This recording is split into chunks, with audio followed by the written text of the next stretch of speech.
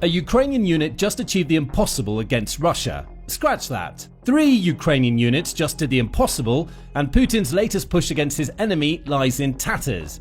Russian President Vladimir Putin believed that he was getting it all his own way in Ukraine. His troops managed to gain more than 1,600 square miles of Ukrainian territory in 2024 and have been pushing in the Donbass region throughout 2025. But Ukraine isn't lying down. Russia's invasion is faltering at a critical juncture, and Putin now has to deal with forces that are taking back territory, destroying his armored columns and killing his troops. Ukraine just managed an amazing triple-tap victory, and it all started in the Luhansk region. Located in the Donbass region upon which Putin focused much of Russia's 2024 campaign, Luhansk is a key territory for Putin. It's part of Ukraine's industrial heart, and Putin wants it because it gives him access to vital infrastructure, along with some of Ukraine's massive mineral resources. That's why he's pushing so hard in the Donbass. Putin sees money in the region. But he just lost a vital piece of territory in Luhansk, and for the first time in 3 years, a Ukrainian unit has managed to strike back. That's according to Militani, which says that soldiers from Ukraine's 3rd Assault Brigade have announced the liberation of the small village of Nadia from Russian forces. A report published on March 23 by the brigade's Telegram channel states, "The capture of the village of Nadia cost the enemy 2 months of effort, and 2 mechanized regiments, 752nd and 254th of the 20th Russian Army, were completely wiped out." This is massive for Ukraine. Nadia had been subjected to constant Russian assault since the end of February 2025 and had been a target for Putin's forces long before then. Eventually, Russia managed to capture the village, though, as Militani points out, it wasn't able to push on from there to take any surrounding territory. The reason is simple. Ukraine was focused on taking it back in what the UK's The Telegraph outlet calls a rare success in an area almost fully held by Russia since the 2022 invasion. In other words, this victory isn't an example of Ukraine defending a position against Russia. It shows us that Ukraine is going on the attack. It's taking back territory Putin thought his troops held. According to The Telegraph, Ukraine won the village back as part of a 30-hour operation that eventually led it to taking back a square mile of territory from Putin's clutches. Militani's report goes into more detail, saying that the beginning of the operation saw Ukraine pelt Nadia with intense artillery assaults, which included the involvement of several multiple launch rocket systems, or MLRS. It doesn't specify the exact types of MLRS Ukraine used, but powerful artillery systems like these are capable of firing several rockets simultaneously, often in the region of 6 to 12, to pepper an opponent's position with explosive firepower. The HIMARS launchers Ukraine has received from the US and its allies are a good example and may have been used by Ukraine's 3rd Assault Brigade to do the bulk of the damage. With Russian troops already scattered by the MLRS fire, Ukraine followed up by conducting a ground assault. This attack included several BMP-2s, which are tracked and armoured infantry fighting vehicles built by Russia. They entered service in the Russian armed forces in 1980, making them Soviet-era vehicles, and Ukraine likely has them because much of its military relied on these older pieces of equipment before Putin's invasion and the influx of Western weaponry that resulted. Each BMP-2 is equipped with a stabilized 30mm cannon, along with a 7.62mm PKT coaxial machine gun that is mounted to the left of the vehicle's main armament. Add a trio of smoke grenade dischargers into the mix, and you get a fighting vehicle that can cause severe damage while also covering its tracks so opposing troops struggle to fire back. Think of the BMP-2 as a mini-tank capable of transporting up to 7 soldiers while laying down fire on an enemy position. That appears to be precisely how Ukraine used it to attack Nadia. Though the BMP-2 wasn't alone. Ukraine also used several tanks and Western-provided armoured vehicles in the assault, including the M113 and the M577.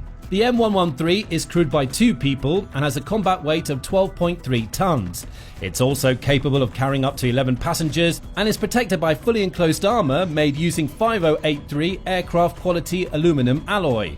It's also a hard-hitting vehicle.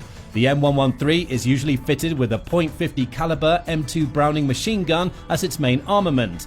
However, it can also be equipped with anti-tank weapons, a 40mm Mk19 automatic grenade launcher, and high-explosive cannon rounds. More complex versions can even be mounted with the M47 Dragon missile system, though it seems unlikely Ukraine has access to that. As for the M577, Army Guide describes it as being essentially an M113, only with a higher roof behind the driver's position. It's a command post vehicle, meaning it's equipped with additional radio sets that could have allowed Ukraine's 3rd Assault Brigade to coordinate the assaults it carried out with the rest of its tanks and armoured vehicles. That's not all. Most of Ukraine's armoured vehicles seem to be equipped with large electronic warfare antennas. These antennas were likely used to provide protection against incoming Russian drones, ensuring that Ukraine's 3rd Assault Brigade could conduct its counter-invasion of Nadia without worrying about explosive Russian drones attacking its vehicles from above. With all of this weaponry, we get a good idea of how Ukraine just liberated Nadia. It assaulted the village with the MLRS fire, possibly the HIMARS rocket system that destroyed Russian fortifications and potentially damaged some of the vehicles Putin's forces might have used to repel the assault. With that massive damage done and a gap in Nadia's defences created, Ukraine's 3rd Assault Brigade rolled in on tanks, BMP-2s and its Western-provided infantry fighting vehicles. The M577 likely stayed back to coordinate radio chatter between these vehicles as the rest pushed on, using machine guns and perhaps even grenade launchers to push Russia's entrenched soldiers out of Nadia. The result? Putin just lost a village he spent 2 months trying to win. Given that Russia was losing around 1,170 soldiers and 19 tanks per day as of February 26, the odds are that Russia expended several thousands of soldiers and vehicles to capture Nadia in the first place. But now, that's all gone. The village is liberated, and perhaps more importantly for Ukraine, Nadia can now serve as a staging area for further assaults against Russia-occupied territory in the Donbass. Putin now has to deal with the fact that he's lost a key piece of territory to a Ukrainian unit that combined powerful offensive force with intelligence electronic warfare defenses to neutralize his soldiers. And if that was all that Ukraine managed to achieve over the past couple of days, perhaps it wouldn't be such a big deal for Putin. Sure, losing Nadia would sting, but Russia's leader could lick his wounds safe in the knowledge that his forces were likely gaining ground elsewhere. Only, that's not what happened. Nadia was just the first in a triple-tap offensive by Ukrainian units that have devastated Russian troops. As Ukraine's 3rd Assault Brigade was retaking Nadia, Ukraine's Air Force was decimating a Russian troop position in Toretsk. Also located in the Donbass, Toretsk is home to 30,000 people and is classified as a key strategic city. Russia claimed that it had managed to capture the entire city back in February 2025, though Ukraine denied those reports. Like so many cities in the Donbass, Toretsk is important to Putin because of its industrial capabilities. It's a coal mining city that is home to 2 mines, both of which were closed down as Putin's forces approached. The General Staff of Ukraine said in February that Russia launched 10 attacks against the city in a matter of days. According to Reuters, it added, the occupiers' main efforts and attacks were concentrated near the city of Toretsk.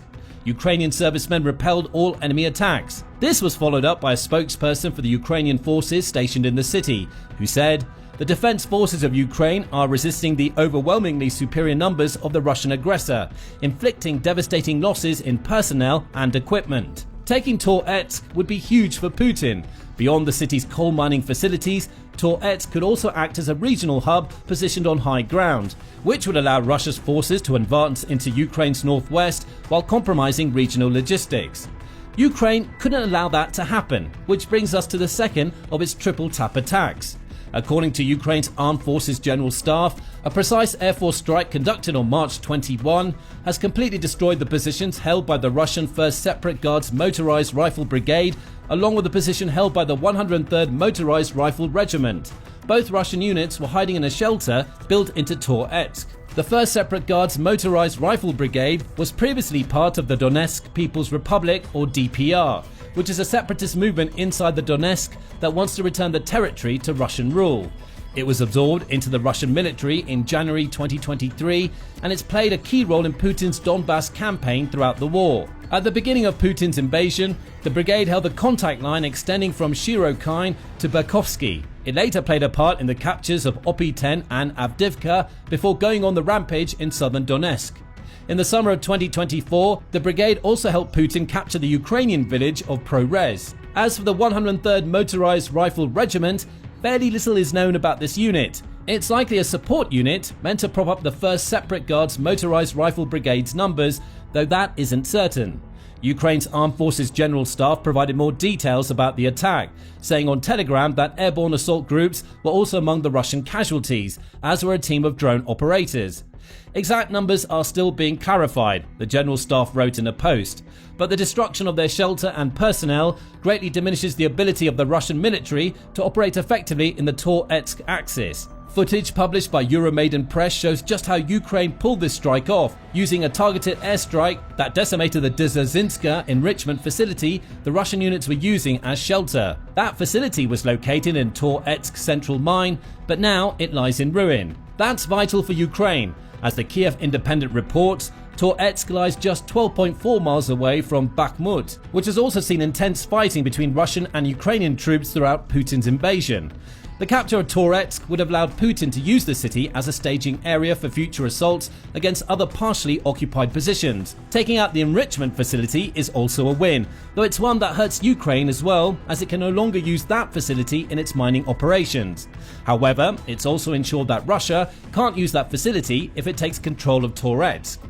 An enrichment facility can always be rebuilt. Reclaiming such a vital city would be much more difficult. Like Nadia, Toretsk has become a location where Ukraine has launched a successful counterattack. Russia's shelter in the city is destroyed, months of hard work by Putin's troops now up in smoke. And Russia can't even take advantage of the mining facilities Putin wanted to get his hands on when he began assaulting Toretsk in the first place. He's also lost a key unit in the Donbass, which makes any future attempts to take territory even harder. Which brings us to the third strike in the triple tap. How does Putin usually take territory? In his ideal world, he'll bombard the territory with missiles and glide bombs, weakening Ukraine's defenses. Once he's created gaps in Ukraine's positions, he'll send in the ground troops. The infantry is accompanied by armoured units, with the latter using tanks and armoured vehicles to cause enough damage for the infantry to take a Ukrainian position. It's an attritional strategy that leads to the massive Russian losses we touched on earlier. However, it's a strategy that's been slowly working for Putin throughout much of the Ukraine war. There's just one problem. Putin's strategy relies heavily on armoured columns, both to assault Ukraine's defensive positions and to protect Russians' human waves. And on March 23, a Ukrainian unit decimated one of Putin's armoured columns. Militani again provides the details. It says that Ukraine's 117th Separate Mechanized Brigade stopped a Russian armoured column in its tracks in the Pokrovsk region, according to a post published on the brigade's Facebook and Telegram pages. Reuters reports that Pokrovsk is yet another strategically important city, which Putin is targeting because it serves as a road and rail hub through which Ukraine can transport supplies and troops to other areas of the Donbass. It also lies on a key road used by the Ukrainian military to supply other embattled Ukrainian-held outposts, according to Reuters. Like Toretsk, Pokrovsk is also home to a coal mine, the largest producer of coking coal in Ukraine in fact, along with a steel industry that was vital to Ukraine's pre-war economy. Russian media has dubbed it the gateway to Donetsk, because taking control of Pokrovsk means Russia causes severe problems for Ukraine's supply lines in the Donbass. Losing the road that runs through the city will also make it harder for Ukraine to defend nearby pockets of territory, such as Toretsk and Nadia. Plus, it's always a good thing for Putin when he's able to take control of a city that offers up coal and steel. After all, gaining control of natural resources is one of his main goals with the Ukraine invasion. But he's not getting his hands on Pokrovsk anytime soon, thanks to Ukraine's 117th Separate Mechanized Brigade. Formed in February 2023, a year after Putin invaded Ukraine, the 117th Separate Mechanized Brigade is an offshoot of Ukraine's 15th Separate Rifle Battalion. It took part in Ukraine's failed counter-offensive against Putin forces in 2023 before being tasked with defending the Pokrovsk region. The brigade includes 3 mechanized battalions, a tank battalion, an artillery group, and anti-tank forces, along with engineering, signals, and logistic battalions. However, it was the brigade's drone operators that took center stage on March 23. The fighting began when Russian forces deployed armored personnel carriers, or APCs, to Pokrovsk. These APCs were equipped with anti-drone screens, which Russia believed would protect them from assaults by Ukraine's hordes of unmanned aerial vehicles. And for a brief time, they may have been right. However, that didn't stop the 117th from using drones. Rather than attack the armoured column immediately, the brigade used its drones for reconnaissance and tracking. The brigade bided its time, waiting for the column to reach the appropriate position. Then, they launched an attack. The reconnaissance drones pulled back. though still kept eyes on the column as Ukrainian strike first-person view or FPV drones flew in. Those drones attacked the APCs, piercing their armor and demonstrating that Russia's anti-drone defenses were practically useless. Footage shot by a Ukrainian reconnaissance drone and published on YouTube shows just how devastating the attack was. The video doesn't reveal much at first. We see a field with what appears to be a light snow covering alongside lines of trees. But as the footage continues, a Russian APC comes into view. The perspective is switched, and we see a trio of vehicles all thundering along a road that's slightly hidden by a tree line. The perspective switches again for a few more seconds until we see it, the explosion. A Ukrainian FPV drone hits its target and the lead APC goes up in flames. As it grinds to a halt, the APCs following the lead vehicle slow down. That was a mistake. More explosions follow, with each APC getting hit by FPV drones. Eventually, all are stopped in their tracks, left as little more than smouldering wreckages on a Ukrainian road. The brigade reports that the APCs were eventually destroyed and burned in the field near Pokrovsk, ensuring Russian forces had no chance of reclaiming them. It's another major blow to Putin's Pokrovsk campaign, and that campaign was already faltering. As Viktor Trehubov, who's the spokesperson for the Kortisia Operational Strategic Group, reveals, Russia's losses have been so severe that restoring combat capability will be difficult, at least in the near term, he says. Still, Pokrovsk remains a key objective for them. If they intend to achieve their stated goals, they'll have to continue pushing forward. And continuing their push is precisely what Russia will do, only now it's forced to push without valuable APCs. With these three strikes all conducted within hours of one another, Ukraine's triple tap just relieved a whole lot of pressure. By retaking Nadia, Ukraine has secured a village that Putin intended to use to launch more assaults in the Donbass. Wasting Russia's time and resources is a secondary, though still important outcome of that village assault. The airborne strike in Toretsk achieved a similar goal by taking out a key Russian shelter in a city that Putin covets. Plus, Ukraine goes one step closer to reclaiming a key industrial and logistical hub. And the Pokrovsk armoured column attack also keeps a Ukrainian logistical hub alive and well, in addition to taking out important Russian equipment Putin relied on to exert even more pressure on Ukraine in the Donbass. Going forward, Ukraine now has the advantages Putin hoped to gain from these territories. It can use Nadia to stage its own assaults on occupied territory. The same will likely be true for Toretsk, especially with Russia's position weakened to the point that Ukraine has the chance to counterattack and reclaim the city. Add all of that to a successful defense of Pokrovsk, and Putin's push into the Donbass gets stopped in its tracks. So much for all that momentum Putin believed he had. But what do you think about this trio of terrific Ukrainian strikes? Three separate units have all just achieved the impossible by devastating Putin's push in the Donbass. Do you think more Ukrainian strikes are coming? How will Putin react to these massive losses? Let us know your thoughts in the comments, and subscribe to the Military Show for more news about Ukraine's innovative defense against Putin's invading forces.